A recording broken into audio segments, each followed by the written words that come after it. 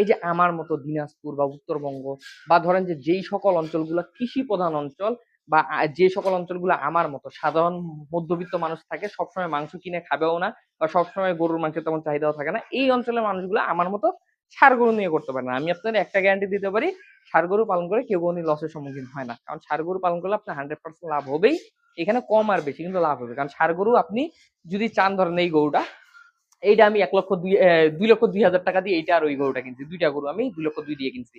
এখন এই গরু আমার যদি ইচ্ছা হয় আমি কিন্তু 2 মাস পর বিক্রি করে দিতে পারবো। আবার যদি মনে হয় যে না 2 মাস পর বিক্রি করে আমার লাভ হচ্ছে কম, আমি 6 মাস পরে বিক্রি করতে পারবো। আমার যদি তখনও মনে হয় না লাভ কম হচ্ছে, এখনো মাংসের চাহিদা নাই বা গরুর দাম নেই, আমি প্রয়োজনে এইটা সামনের বছর কুরবানিতে বিক্রি করবো। কোনো সমস্যা নেই। তো কোনো সমস্যা আছে? কোনো সমস্যা নেই। কারণ এই গরু যত দিন যাবে তত বড় হবে। ষাঁড় গরু, এটার বয়স কেবল 2 দাঁত, এই গরুটা আরো 2 বছর অর্থাৎ 6 দাঁত পর্যন্ত বড় হবে। আমি না সর্বোচ্চ 1 বছর রাখবো কুরবানি পর্যন্ত, এর বেশি তো রাখবো না। 1 বছর পর এটা ডে বাই ডে প্রতি